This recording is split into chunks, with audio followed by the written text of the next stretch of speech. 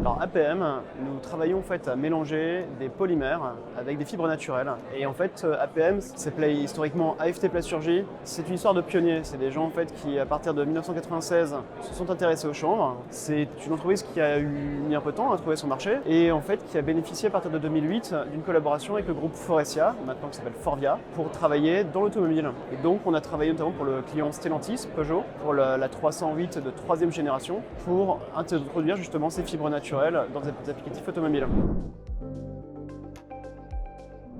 Les éléments qui ont été déclencheurs, c'est l'allègement dans un premier temps. C'est-à-dire qu'en fait, sur la période 2010-2020, les normes européennes ont tiré en fait les poids des véhicules à la baisse. C'est ces normes-là qui nous ont permis en fait de nous déployer largement dans l'automobile. Et aujourd'hui, en fait, depuis 2020, on assiste à une transition vers le CO2.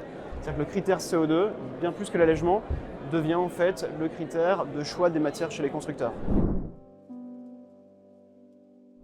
Alors aujourd'hui, on a notamment identifié le bâtiment pour au moins deux raisons. Nous sommes essentiellement aujourd'hui sur des applicatifs structurels non visibles, donc le bâtiment s'y prête très bien.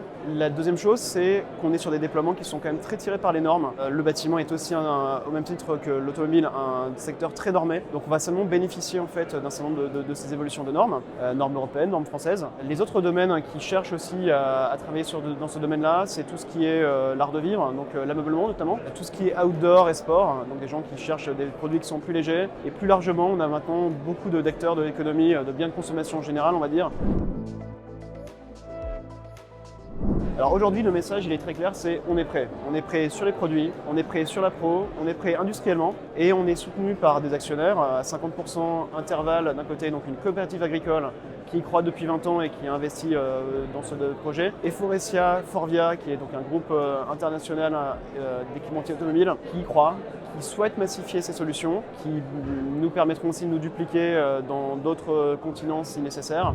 Et aujourd'hui, le capacitaire, quelque part, ne doit pas être une question.